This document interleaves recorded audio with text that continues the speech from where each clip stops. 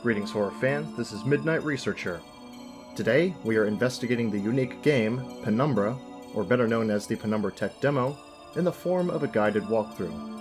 I'll be going through the entire game from start to finish, explaining the ways to progress in the game, showcasing gameplay and physics features, and detailing trivia, glitches, and little-known facts about the game. This is also real-time commentary that I'm providing, as opposed to my usual style of just playing the game without any commentary at all. So if there are little moments like where I need to take a second to think about what I'm going to say, or if I stumble over my own words, that's a possibility that can certainly happen.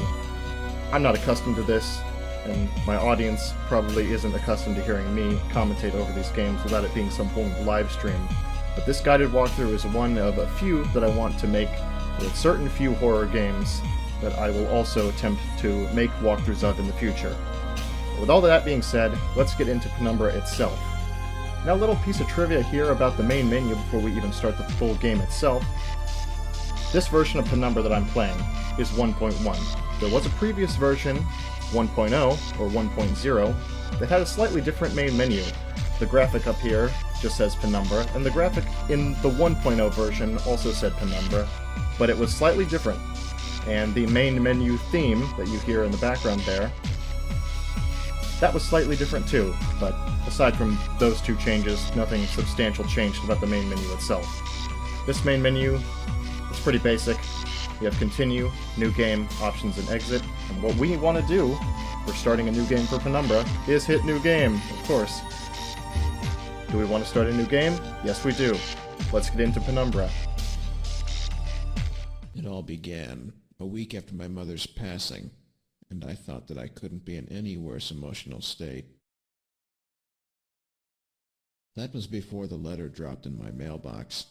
It was supposedly written by my father, who left my mother before I was even born.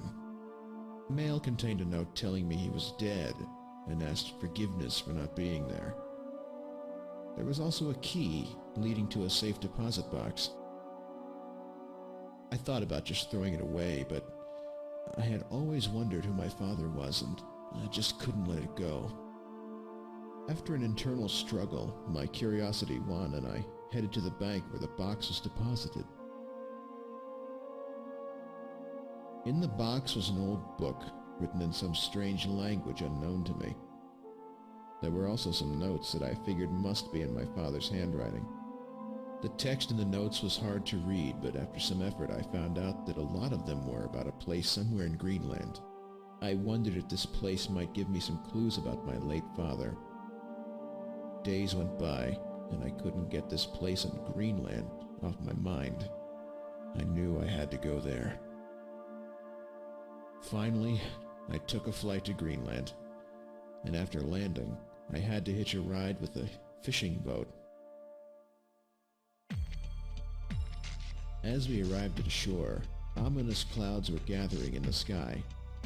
It seemed like a storm was on the way. Despite warnings from the fishermen, I started walking towards my destination. Now that I was close, I couldn't just stop and rest. As I was walking, a strange sensation went through my body. I wondered what was waiting for me out there.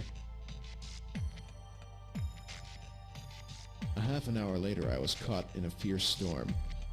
Perhaps I should have listened to the fishermen. I struggled on blindly and thought I was about to die from exposure when I found some sheltering rocks. As I crawled under the rocks, I hit something hard and metallic. A hatch. Somehow I knew this was what I was looking for. I gripped the handle and pulled it open using all my remaining strength. Slowly, I stepped into the unknown.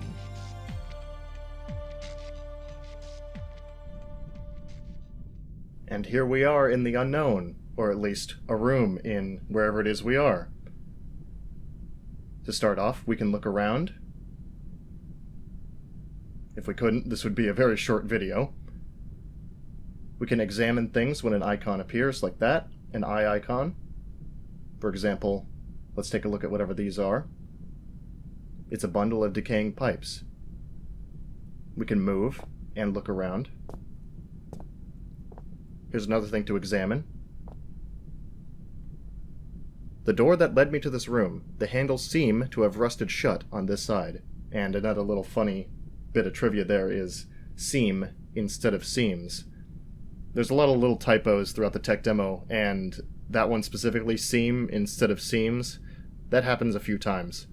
That in specific. I think that was, I always thought that was really funny. There is a little bit of a broken English problem with this tech demo, but it's not too glaring. So naturally what we want to do is progress, because if this room is all there is to this game, again, this would be a very short video. There seems to be another door over here. Let's go see. If we examine it, it is a sturdy metal door that seems to have some kind of numerical lock, and they put the correct version of seams on that one. I wonder why. Let's try and interact with this door, shall we? It does have a numerical lock, and we currently do not know the code. Let's hope it's somewhere in this room. This game has a lot of physics objects. This game has a lot of physics objects scattered around the world of the game itself. That's some English right there. This bottle is an example of one. I can crouch and pick it up. Move it wherever I want. I can throw it.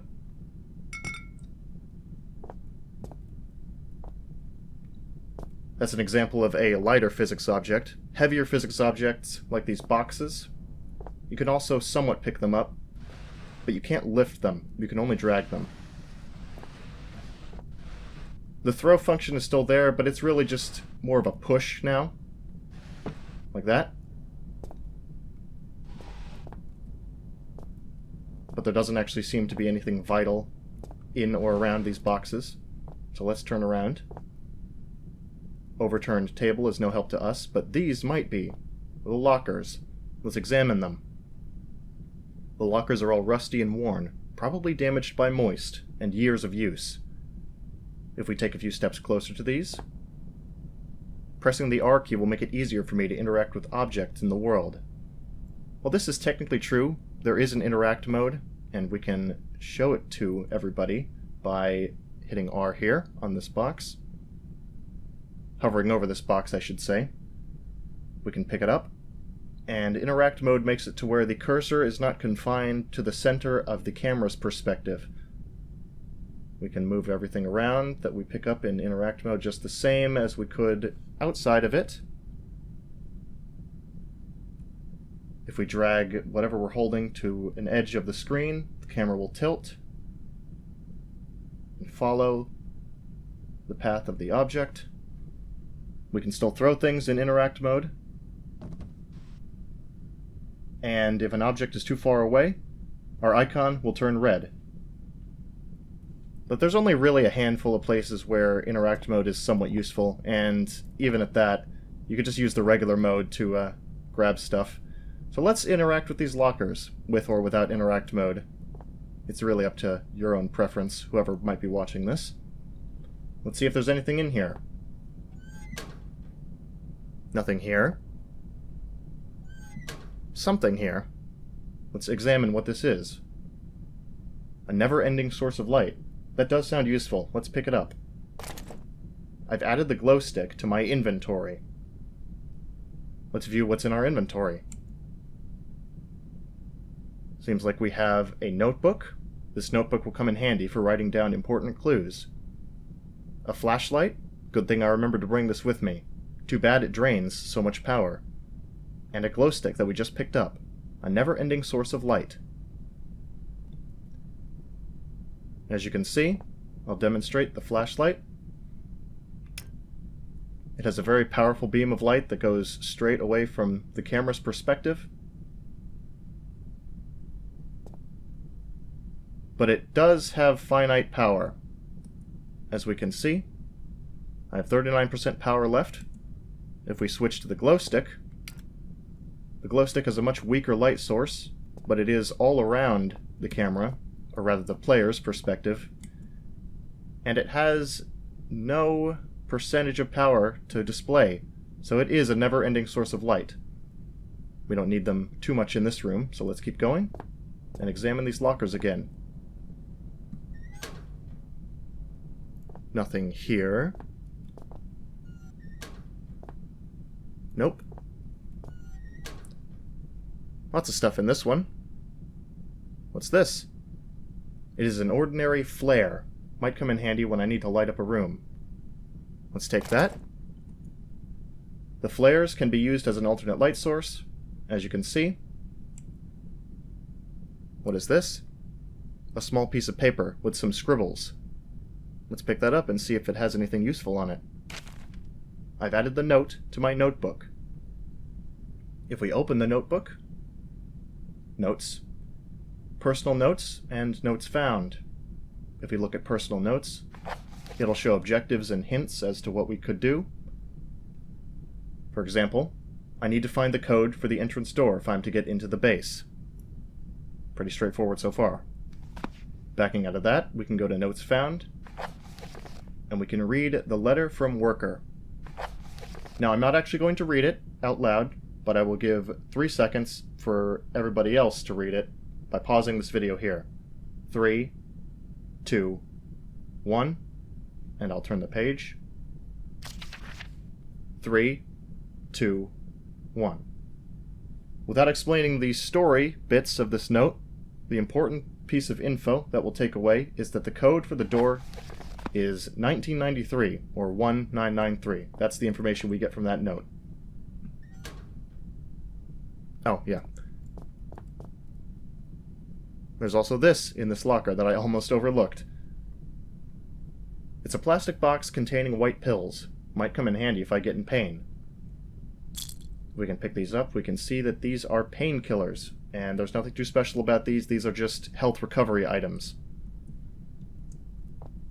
If we look through here, another flare, and something else. Seems a little old, but should still work as an explosive. That is dynamite. Dynamite is used very sparsely, or at least any legitimate opportunities to use dynamite and make use of the dynamite you're using. I don't know what I just said there. That was a string of words, certainly. There are very few places to use dynamite where it's actually useful, is what I was trying to say. But you can use it against enemies, because there are enemies in the game. Let's not spend too long on that little tangent, because I don't know what I was trying to say just there. I think I do, actually. And you wonder why I don't usually do commentary over these. But anyway, back to this. This locker, obviously, if we try and pull it open, you can't. Why can't we? Let's see. Let's examine it. There is a padlock on this one. It is quite rusty, though. Perhaps I can break it open somehow. And as you can see, they put an entire word in there that wasn't necessary. Break it open. But excluding the little B anomaly in there, perhaps I can break it open somehow. That is a legitimate hint as to how we can progress if anything important would be inside this locker. Yeah, I've added a note about this locked locker to my personal notes in my notebook. So if we open that, a locked locker in the entrance. I should be able to force it open with the right tool. Well, the locked locker is not stopping us from proceeding through this door, since we know the code is 1993 or 1993. 1993. The door is open. Let's go.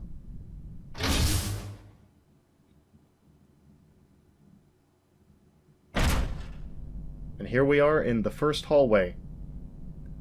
We can see something sparking up there. That could be of interest, and it looks like there are a few more doors further down the hall as well. But things are going to get a little bit more complicated from here on out. Let's see what happens when we take our first few steps into this new unknown. And the power is out, which means we can make use of our light source. And immediately we have also come across something as well as what we were just looking at here. Let's take a look at this first. There is no way to open this door until the panel is fixed. The panel was what was sparking. If we try and drag it to just reattach it, it is malfunctioning. Seems the panel is using electric magnets to attach itself to the door. So, obviously we won't be able to get that fixed without any power. So we need to get power back on. There's also this, that your interact icon or examine icon, rather I should say, can highlight. A tool is required to open this hatch. There are a lot of ventilation hatches that are seen through the game. Not all of them are vital, but you can go through all of them provided that you have a tool to do so. We do not, so let's just let that be for now. We can come across this non-mechanical door. But the interesting thing about this door and some of the other doors you can find is that if you examine it before even getting close to it, it'll tell you it's locked before you even check to see if that's actually the case. So I think that's a little bit funny. But yes, it's locked. It won't open. And as we can see, it's not going to be so easy to get it unlocked because this key that presumably unlocks this door is literally in half. It's split in half. We can pick it up. And if we look at it in our inventory, we can see that indeed, we have 2 pieces of a quite broken key. Let's keep that in mind. Now, if your light source somehow runs out, and you're having trouble with just using the glow stick through these halls, there are these. These emergency lights doesn't seem that helpful. Even so, if the other lights are turned off, I'll probably be glad to have them. There's a whole lot of things that are wrong with this sentence already, but the most glaring one is doesn't seem that helpful. These emergency lights doesn't seem that helpful, instead of don't seem that helpful. And the context is kind of wrong because the lights are already turned off. But again, that's just another English irregularity. Anyway, let's progress. Nothing too much of interest down here. Another mechanical door, this one with a functional panel. But the door won't open. It seems like there is no power. So again, we need to fix the power first. More physics objects. You can drag these around, but they're not too much use to us. And there's nothing hidden here.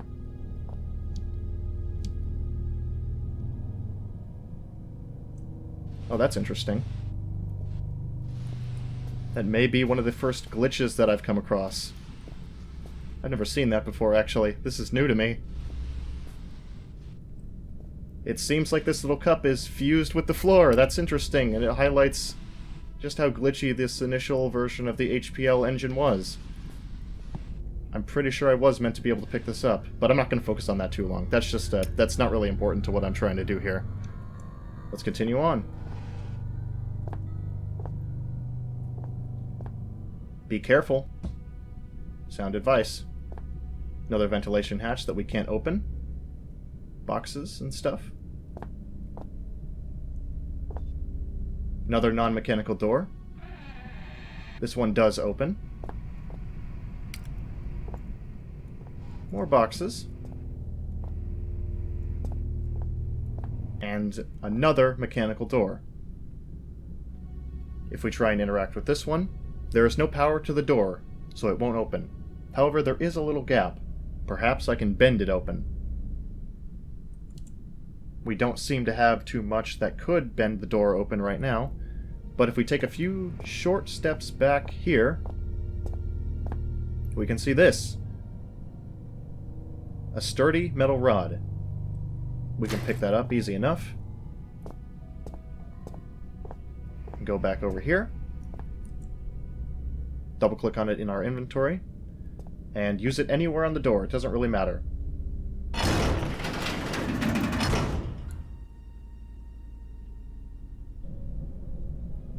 And now we're here in another room. If we try and click anywhere on the door here that we just came through, I broke the rod and the door slammed shut behind me. No way back until the power has been restored. Seems like we have our work cut out for us. More physics objects right here. Not really of interest again, but something to showcase. Now, a fun fact about this engine while I go down these stairs here is that this engine was actually heavily based off of a formerly strictly 2D engine. That's right, Thomas Grip, the developer of this tech demo and a few other projects that use this engine, originally it was a 2D engine that this game was based off of, and apparently not that much was done to turn it 3D. Now we'll see 2 doors here. Let's see if they open. They do. And if we go to the right instead of the left, if we take the right door first, we can see a lot of machinery here. This is a good opportunity as well to use one of the flares that we have. If I use it and then deploy it using left click, it drops the flare. And what's funny about this is that the flares have a little bit of a buggy lighting on their own. As you can see there, kind of spreads through the wall a little unnaturally, so not game breaking or anything, but just kind of funny. If we take a look at this monstrosity here, first examining it, it is an old and rusty generator. Seems to be broken, and there is no way I can mend it. If we tap on it to see if we can verify that. Seems I'm out of luck. This generator has clearly not been in use for several years. There is no way I'm getting it started. Seems like we would be out of luck if we didn't take a look over here and see this. It is an old-looking backup generator. Might still work. It's, not it is. That's my own brain getting confused there. That happens a lot. But let's tap on this generator and see if it works.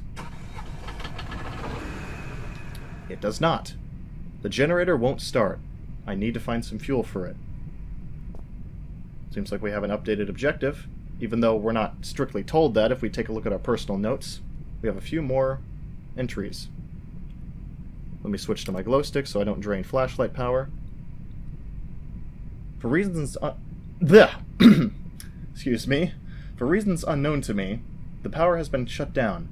I need to find a way to restore it. A broken panel on the second door in the first corridor.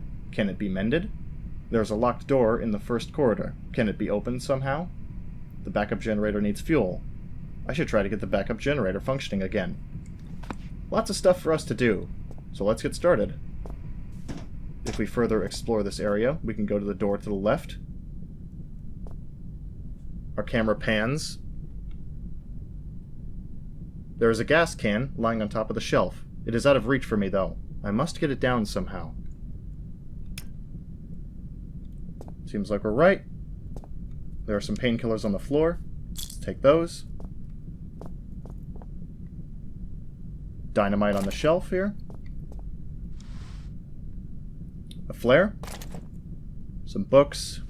A box. More boxes. Oh. And here is another little peculiarity.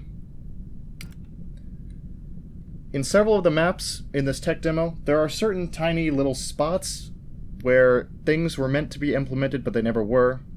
As you can see, I'm tapping on this little spot in the wall near this cabinet, and it's not doing anything. I can't hold it down, it just immediately reverts back to that icon. No idea what this could have been used for, what this spot could have been used for, or what was meant to be here. Oh, it seems like there's more. Yeah. No idea. Is there actually something up there? Nope, it's just more of those little peculiarities. That's just something interesting to note. And I think this boiler, or this tank, or whatever it is, has one of them too. I know it does. Just there it is. Yeah, see? Oh no, that's actually just me grabbing this, and I'll get to that in a second, I promise. Come on, where are you? Yep, right there. I can't do anything with it. All I can do is just tap on it. Back to this. We need to get the gas can off the top of the shelf. What I usually do, because this shelf is pretty glitchy, and I don't want to risk anything messing up more than it already can in this tech demo, I like to take all the stuff off of the shelf first. Just kind of set it aside. Take some batteries for the flashlight. That auto fills the percentage there.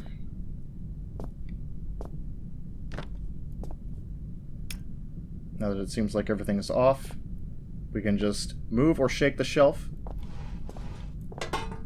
and the can just falls to the ground. Whoa, whoa, hold on, okay. Stay there. Fuel! Exactly what we need. The can seem to contain some fuel. Another instance of seam instead of seams. Oh.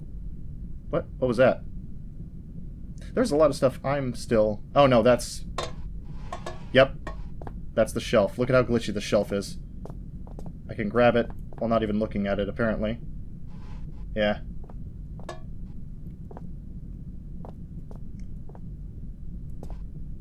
You'd think that this would be a physics object that is heavy enough to not be able to be thrown. Rather. That was some broken English of my own again. But no, you can just pick it up. You can't throw it, but... Weird. Now if we go back this way, following our flare and the little red emergency lights, let's try and refuel the generator. Fuel can. Damn, the gasoline poured out on the floor. There seemed to be a hose missing. I need to find one before I can pour the gasoline into the backup generator. Let's see if we can find one without having to leave this map. There isn't one in here. There's no more point to being in this room. To the left. But there is an area further downstairs that we hadn't yet explored, so let's do that. Let's descend. And briefly, let's take a look at this. This is another mechanical door that we can examine. Through this door, I can reach the deeper levels of the station. In addition to knowing the code, it seems I also need a passage card. Now this will be important later on.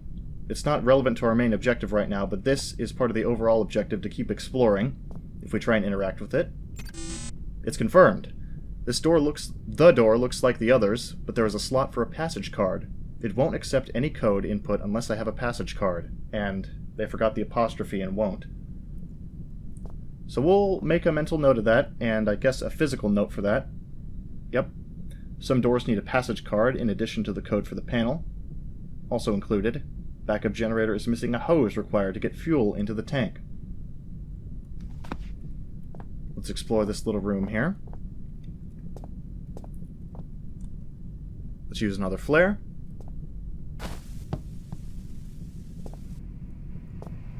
This shelf to the right has some batteries.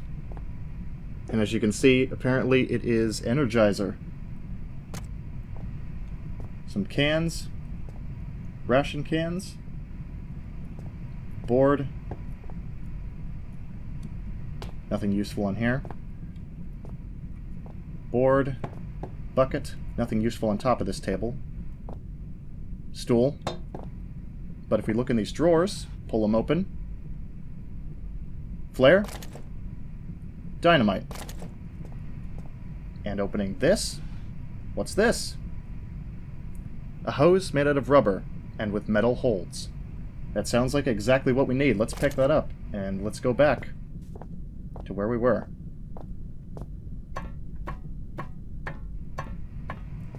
If I can replicate it here, let's see if I can get it to work. Another thing is, ordinarily you see the camera and your little view model there of the glow stick or whatever you're holding, bobbing as you run. But if you move a certain way across stairs or edges, if you jump, there it is. Yeah, now it looks like you're just gliding. No footstep sounds either. Just another peculiarity. Let's glide over here. And let's stop that. There we go. If we use the rubber hose on the generator, we'll see that it connects just fine. There, that should do it. And now let's pour the rest of the gas in here. I filled the generator with all the remaining fuel. Hopefully it should be working when I press the start button. Let's tap. And there we go. The power seems to be back on. And so it is. There's not just the light from my little flare there. There's an overhead light in the same room. Doesn't do too much out here. These side lights are on, but they're not super illuminating. And this room is still completely useless, as is the light that's in here. can drag it back and forth, but it doesn't even seem to have a light in it. How sad. This whole room is pretty depressing, so let's not spend any more time in there with the glitchy spots and the glitchy shelf. What? Oh. Another interactive icon that I just passed over. Was that the door or something else? I don't know. There's a lot of glitches in this tech demo. Oh, there it is again. What am I... Oh, I had it for a second. Yep. Another little spot. No idea what that could be. Power's back on. But, again, if we try and open this door, this is not going to work. We still need a code and a passage card. But at least things are lit. We can go back to the first corridor and see what we can do about that door that had the broken panel.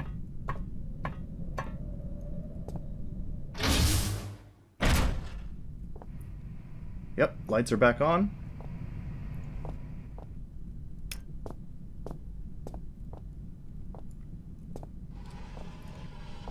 Taking a look here.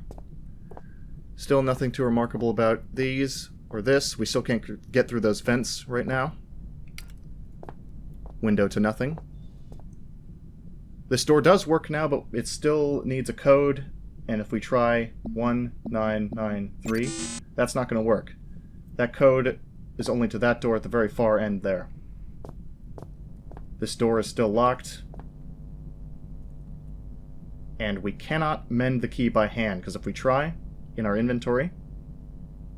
Yep, I can't mend the key by hand. But, if we go over to where the sparking panel is on this door, and just snap it back into place, with the power back on, I managed to get the magnet to attach the panel. Now this door does look like the others, but it doesn't actually require a code. We can just tap on it and go through.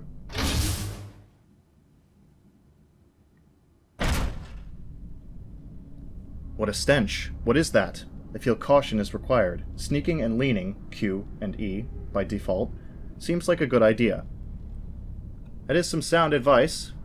We can crouch, making it harder to detect our presence to anything or anyone that might be near. And if we lean, we can take a peek around whatever we're covering ourselves with to get a vantage on whomever or whatever would be waiting for us. Taking a look around this actual place. This is another... excuse me, this is another locked door that you can tell is locked before even approaching it. But what's that? Very strange breathing noises from the other side of that door. And we are never going to actually be able to see what would be behind that door, although that's been a point of interest for as many years as this tech demo has been out, as to what exactly is making those breathing noises. Taking a look in this room. This one does open. It's not locked. More batteries on this shelf. This one doesn't move. Neither does this one. And there's just garbage there. Chair. Chair. And another non-functional light. Nothing else. Now this is of interest here.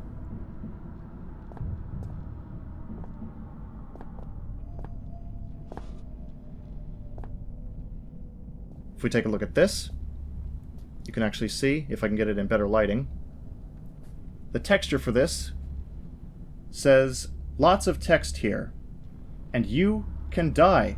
It's for your good. And then the next two lines are just gibberish, but I thought that was pretty interesting.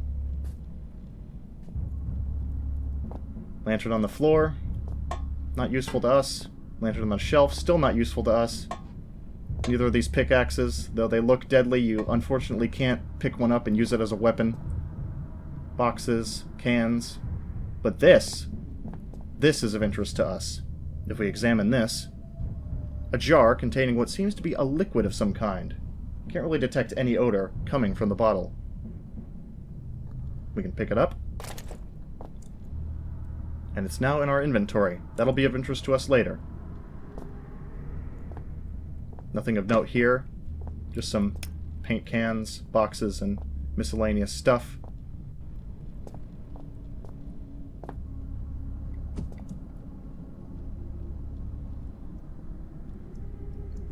Looks like another fuel can, actually. Oh. Come on. Let's do this pointless little activity. If I can. If I can contend with the physics of this. And jump. Yeah, that's another fuel can. Forgot about that until now. It's interesting.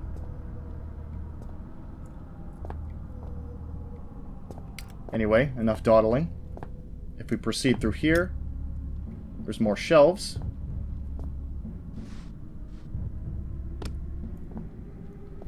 Books. Files. Rocks or something. But, again, nothing to pick up and nothing to examine. Now this door, as you can see, could be of interest to us. It's got some unique marks, maybe blood leading to it or from it. But this is another door where if we look at it, we can tell that it's locked before we even come up and examine it. And trying to open it yields the same result as the other locked doors. Over here, this door is unlocked. If we go, this is a bigger storage room. Now, I'll reveal the secret of this room. There's only one thing of actual use to us in this room. Despite all these shelves, it's this which is of interest to us.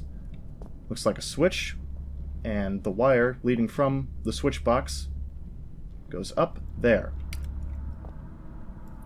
A thick electric cable that seems to have been torn apart. Would be quite hazardous if the power was on. And if we flip this switch, it is an old and rusty power switch. Very hazardous indeed. And if we flip the switch and then run over there, that's one of the few ways you can die in this tech demo. But I'll be trying to avoid that if I can, obviously. Nothing actually of note on these shelves, but it is a little bit interesting to look at. A little tidbit about this, too, is that most of these items in version 1.0 of the Penumbra Tech Demo did not have textures on them, so if somebody played the tech demo up to this point, these might not have textures. I don't recall exactly which ones had textures and which ones didn't, but they were just solid colors with some wireframes on them. Like maybe this had no texture. Really just depended on which one it was. These do have full models to them, but again, nothing of interest actually here to us. There is this, but again, we don't have the tool to get through that hatch, and I should stop draining my flashlight. Now, the interesting thing about this room, the second interesting thing about this room, I should say, is that something happens when we leave. I'll let it speak for itself, though.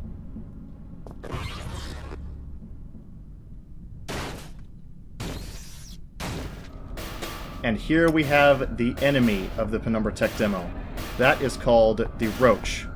At least it is called the Roach within the game files. There's no official name for this thing in the game itself. At least the protagonist here doesn't come across a name for it. It's pretty easy to avoid, though. If you walk backwards, it can catch up with you, but if you run forwards, it cannot. It attacks by biting. Its pathing isn't the best, so it is pretty easy to avoid. We'll go in the room that it came from after we've dealt with it, and there are a few ways you can deal with it. You can sneak by it. But what I like to do is what most people, I assume, like to do with this thing, this little beast, is if you make him come in here, and you flip the switch on it when it's in position. If he's coming. There he is.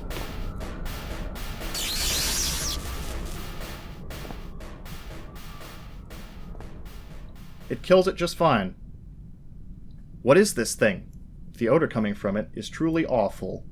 Awful. With a little typo there.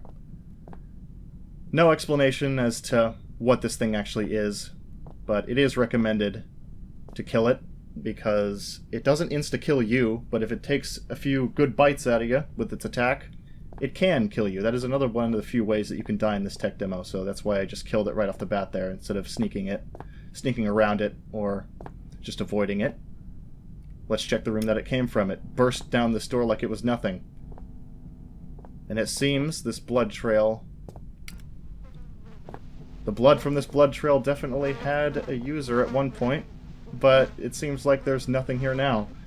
What's interesting about this, though, is that this jacket and blood and flies were not all that was originally meant to be here. There is a texture file within the game that details a corpse, or at least there's no model for the corpse deployed here, but there's a texture file for one, and it was fairly detailed, so there was meant to be a corpse here.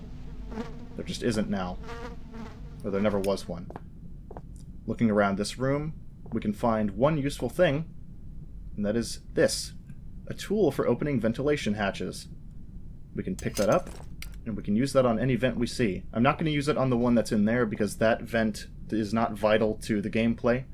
But you can open any vent you see with this ventilation tool. And I believe there are more of those little glitch spots in this map. Let me see if I can find one. If I can't, it's not a big deal, but there are some in this map somewhere.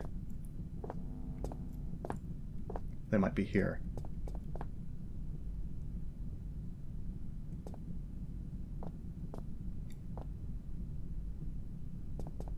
If I can't find one in a short amount of time, I'll just leave it, but there are definitely some little spots here. More peculiarities that nobody actually knows what they were going to be used for, but yeah, just take my word on it. There are some little spots around here on one of these walls. Nothing in this little corner here. I am just double checking to make sure I got all the items. Oh, there's one. Found one. Yep, nothing to do. Now this door looks like the other mechanical ones, but again, you don't need a code. You could just tap on it, and let's progress. Now this is the second corridor, or hallway of the game, with flickering lights and what looks like steam. Yep, steam shooting from burst pipes. It would not be a good idea to go any further. That steam is pretty hot. Yep. Hot steam is pouring out from the pipes. I cannot pass here unless it turned off somehow. This is another one of the few ways you can die in this tech demo. Let's take a look at our notes. I found a bottle. Might be of use later on.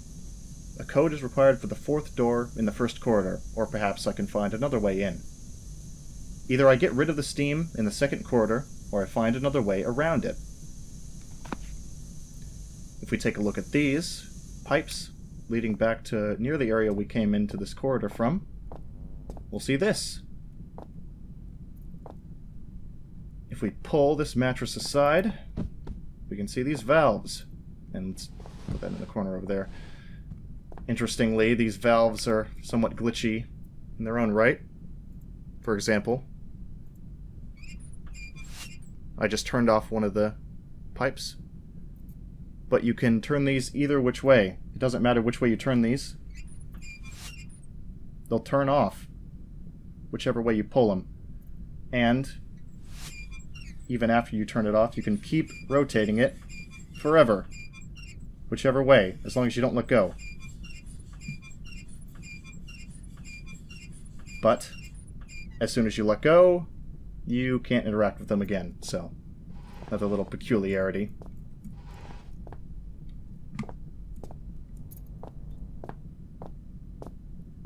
And we can proceed because the steam is off.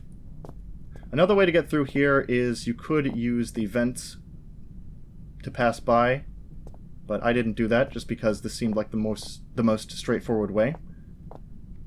This door you can open. It's a little supply closet. There's a flare here. Oh. You can move this light bulb around. Example of dynamic lighting, or at least for the time, dynamic lighting. The shadows will keep up with the lighting's position. Another flare. And this seems to be some powder in the jar. The odor makes my nose sting. This is remarkably similar to the bottle we found earlier. Let's pick this up. Now we have a powder jar and a liquid jar. Let's keep it in mind for later that these two jars could be used for something. Just checking to make sure I got everything in here. Broom. Yep.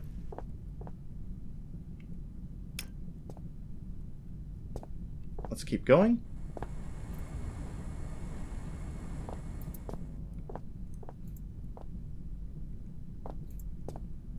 Nothing too noteworthy.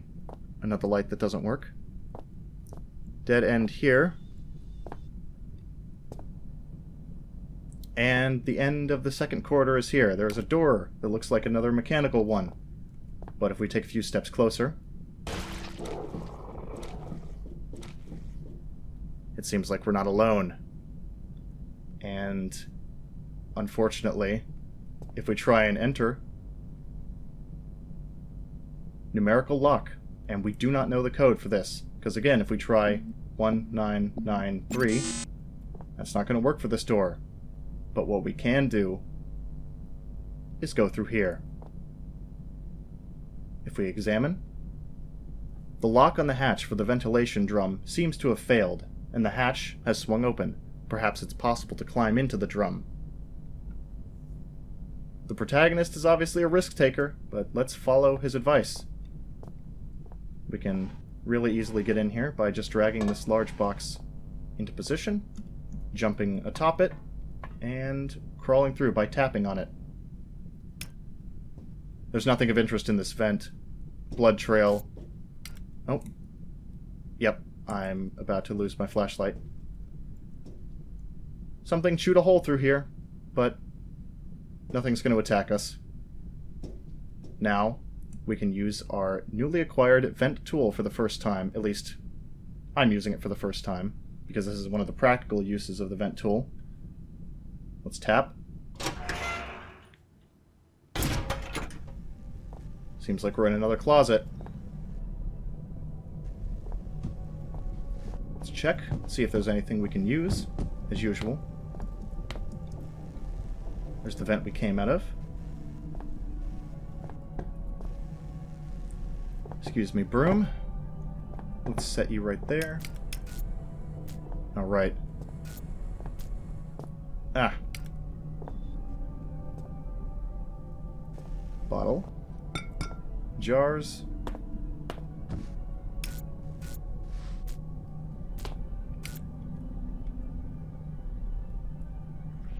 Doesn't seem like there's anything in this little supply closet. Oh, and another spot. Another spot. Unknown spot. If we look over here, we can see the door from the other side. And we are now in the workshop area. This is a workshop. And if we look immediately to these two things here, these machines are going to be very useful to us. Or should I say one of them is going to be very useful to us, because, skipping ahead a little bit here in the narrative section, this machine was intended to be used at one point, because if we examine it, it's a device for cutting metal. The blade is remarkably sharp. It has a unique interaction. We can pull it down. It's a little bit difficult, but yeah, we obviously can move it and examine it, of course. But we don't actually get to use this for anything. It's not used at all in the progression of the main game itself. It's just another thing they probably put in there and then didn't end up using. But this, if we examine this, some type of metal mending machine. The power cord is nowhere to be found. I need to find a replacement cord before I can examine this machine further. A metal mending a metal mending machine sounds exactly like what we could make use of to repair this key that we have the two halves of. But again, we obviously need the power cord for it. Let's see if we can find one. Batteries for our flashlight. A flare. Yep, more batteries. We don't have too much flashlight juice left, but it'll do.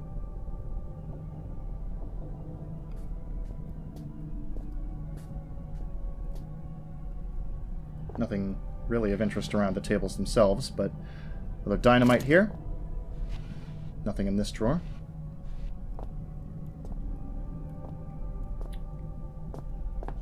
Oh yeah.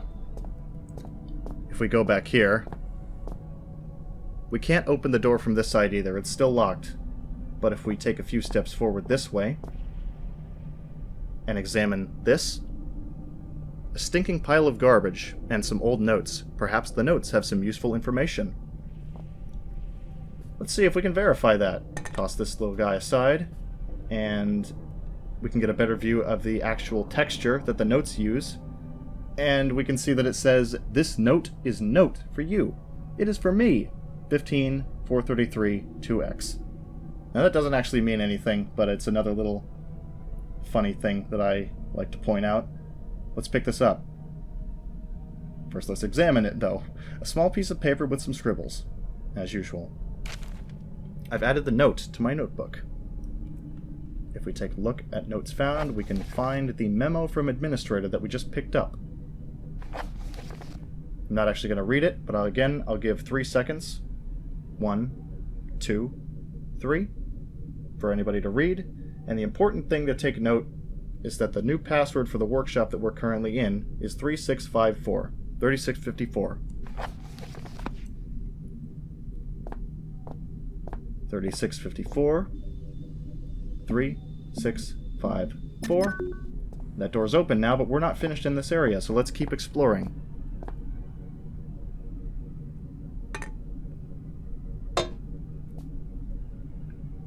Nothing actually of interest aside from that note.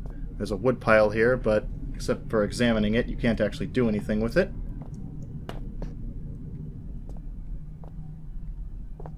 Over here. Why is this equipment behind a fence? It doesn't look to be of much importance, rusty and old. You can tap away at this to your heart's content, but you can't actually do anything here.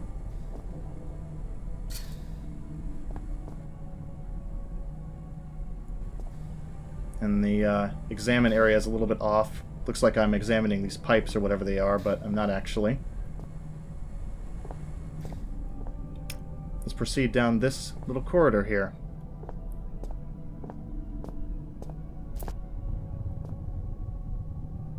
Light seems to have gone out at an inopportune time. But no worries, if we round this corner here, ignoring whatever this is, that's not useful, this brightly lit area presents itself to us, and if we take just another few steps in, the camera pans, and there again, seem instead of seems, there seemed to be some kind of electrical cord on top of the shelf. I might be able to use it to power up the machine in the other room. That sounds like a good idea. Let's do that. If we take a look here, there must be an elevator going the surface instead of to the surface. I have no idea how to get the door open, though. It seems stuck. So we can't make use of that door. And if we examine these things, considering the lack of space, they must have a double use for these, repair and parking spots. But if the vehicles are not here, where are they? That is a question we never get answered, but a question we do get answered, or can answer ourselves, is how do we get to this electrical cord? Because ordinarily, if you just try and jump, that ain't happening. Let's examine the shelf first, see if there's anything we can use. Nope. Doesn't seem like it. Now, there are two ways you can do this. You can make use of these, or the other physics objects around the room, like this box, and you can jump up and grab it, but the way that I like to do it is if we go back here to these switches, we can make these lift themselves. If we put that that way, however I'm trying to say that, if we lift this one up just a little bit less, and the sound continued without me even pulling the lever anymore. That's great. A little glitch. My speech is glitching out as much as the game is. Is it any wonder why I don't do live commentaries? But if we jump, and then jump again, and carefully... I don't think I lifted it up high enough. Let's go back and fix that.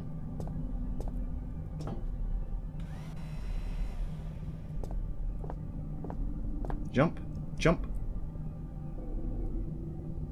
Grab it. I got the power cord. With a bit of luck, it should be in a working state. If we further look...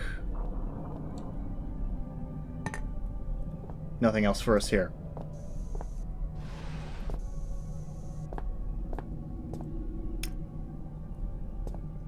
Let's return to whence we came and make use of this cord.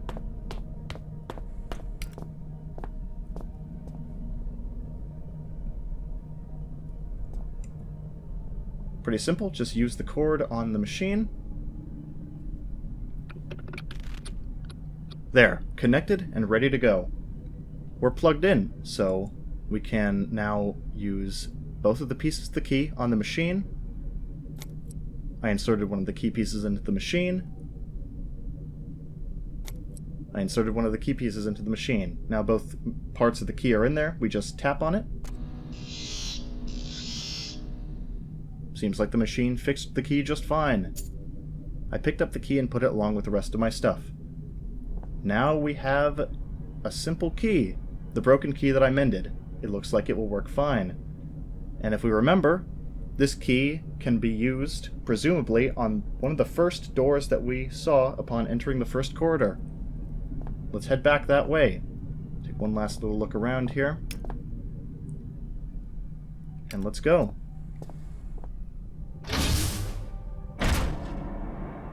But it seems like something is amiss immediately. What could that noise be, I wonder?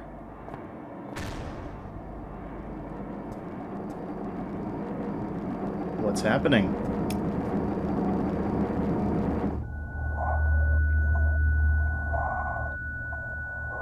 And the lights are all red.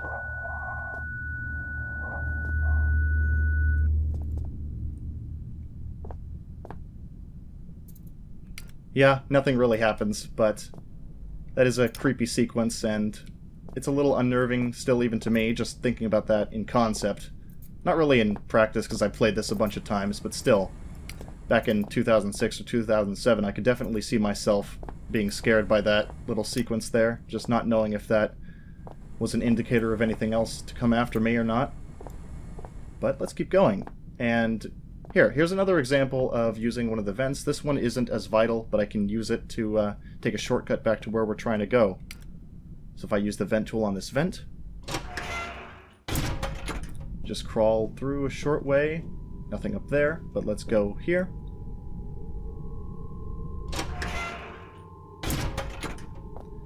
And we're back in the first corridor. Right where we need to be. This door is still locked by code. We can't get through there, but we can get through here, now that we have the key. Just use it anywhere on the door, it doesn't matter. Seems like a simple room right now, and there's nothing too much to reveal in this room itself, but if we take a few steps in... What was that? I'm sure I heard a noise. Looks like we're not alone, so let's take some precautions already.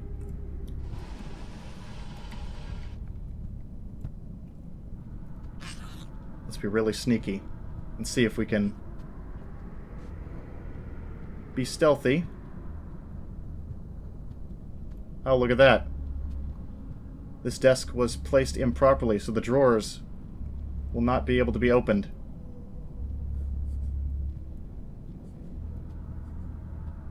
Peculiarities. You gotta love them.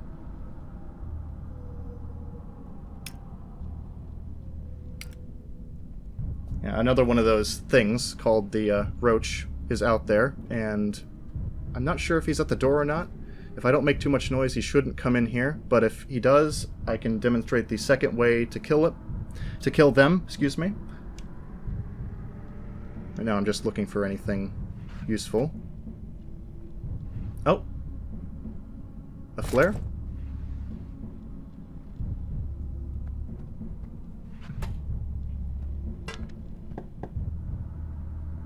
File?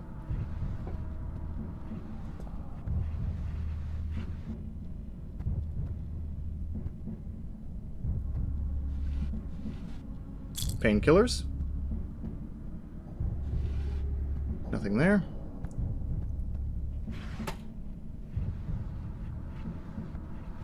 Nothing there. Nothing behind there.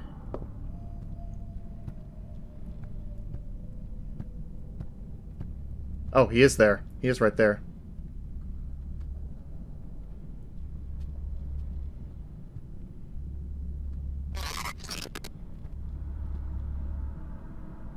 That should be able to hold him at least for, I don't know, maybe 5 seconds. Let's see if we can keep looking around this room without alerting him.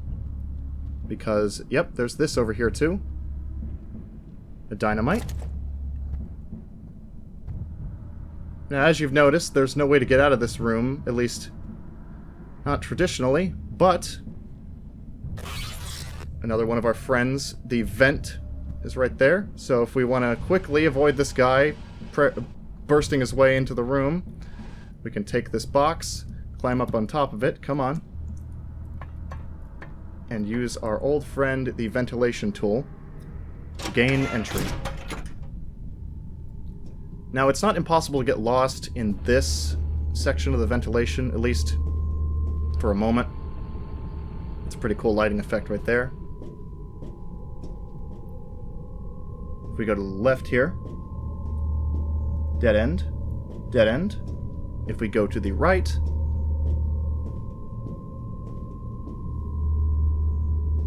that's a dead end, but this isn't. Another vent. Let's get out of here. And now we look to be in an office. This is actually the other side of one of the locked doors, as we can see here.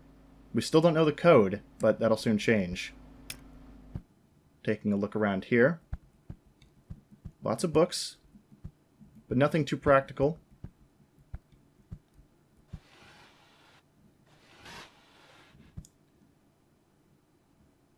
I bet you'd have all the time in the world down here to read all these books in this mysterious station in Greenland. Art. Plant, I guess. Coffee cup. Big old chair. File cabinet.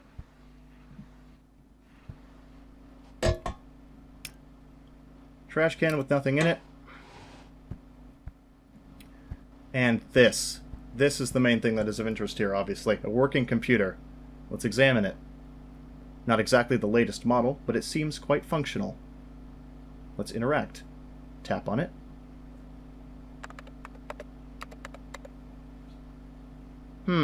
This particular mail seems quite interesting. I added the text to my notebook. Alright, let's take a look. Mail from computer. Again, give you 3, 2, 1 seconds to read. But the important thing is that we now have a list of most of the codes that we need. To get out of this office is 6667, 6667. Level 1 workshop, the old code was 9834, but now that's obviously been changed because of the last note that we got before this one. Level 1 entrance, 1243, but that one was changed as well because of the other note that we got. But the important one here, level 1 access to level 2, 1124 or 1124. That one's really important because that is the code to the door we saw in the same area as the generator that required both a pass code and a pass key, or a key card, or a passage card, whichever one you want to call it. Now, full disclosure here, I am betting that the game is going to crash when I try and exit this office. There has been a grand total of 1 time that I managed to get the game not to crash while I was playing through it fully and exiting this office. But I am not confident that it is not going to crash. So I'm going to try, but there's going to be exactly 1 cut in this video, and it'll probably be within the next few seconds as I try and leave this office. So 6, 6, 6, 7. That did unlock the door, and I'm not even going to cross my fingers because I know it's just going to happen. Hey, guess who's back less than a minute later. It did indeed crash, but we can still just progress. Let's go. Now we're back in the first corridor, but we still have something to deal with.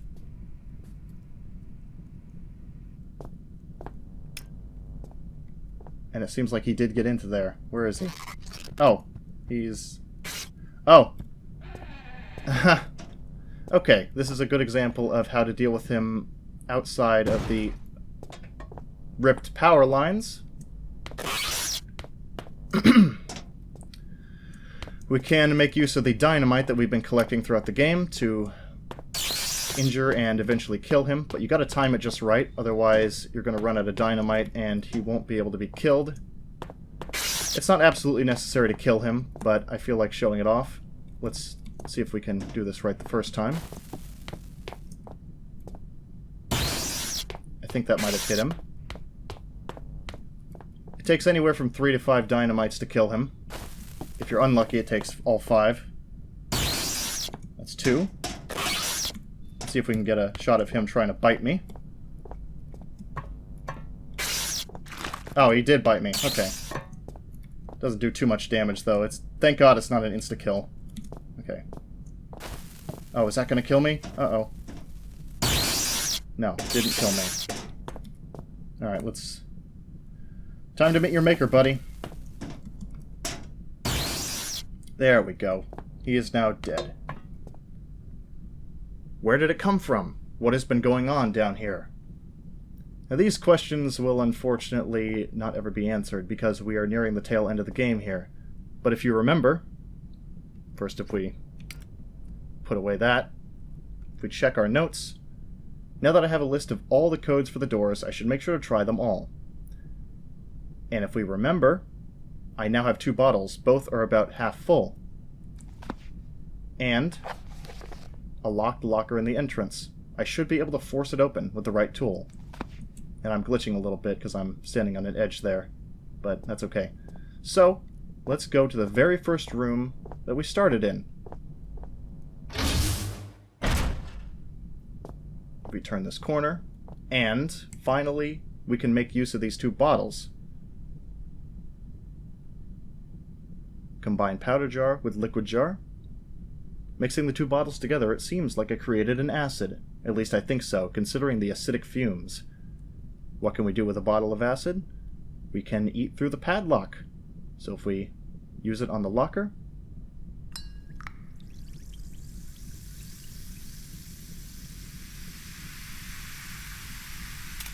It does the job just fine. Taking a look. What's this? It's an ID card for an engineer that might give me access to more doors in this facility. That sounds like exactly what we need. So let's go and make use of that. Going through here.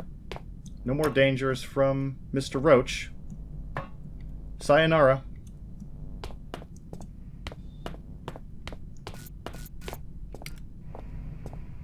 Going back to the generator room.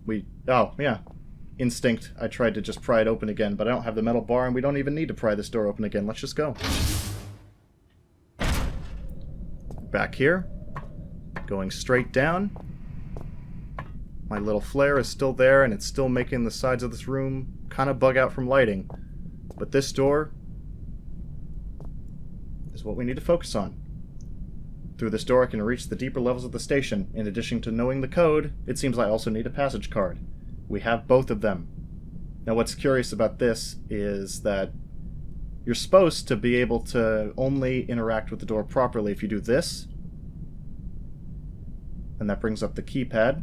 But as soon as you pick up the ID card and come back to this map, you can just tap on it and input the code that way. So, go figure. But if we look at our notes, level 1 access to level 2, 1124, 1124. Use the ID card on the panel or the door. Input the code, 1124. Let's see what's waiting for us.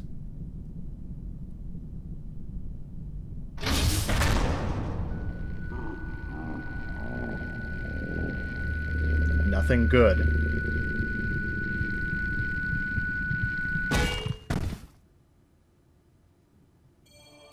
And believe it or not, that is all there is to Penumbra, or the Penumbra Tech Demo.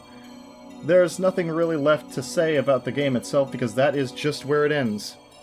But, as we all know, Penumbra's story and gameplay, and pretty much a lot of stuff that was attributed to the uniqueness of Penumbra was used for the mainline Penumbra series. Penumbra Overture, Penumbra Black Plague, and Penumbra Requiem, as we all know. Frictional Games continued to make top-tier horror games after Penumbra, and that leads us to where we are today, at least at the time this video is being posted. As far as this video is concerned, that'll close this case concerning Penumbra's, or the Penumbra Tech Demo's, guided walkthrough. Thanks to all you horror fans for watching. I am the Midnight Researcher, and I will see you all around. Stay scared.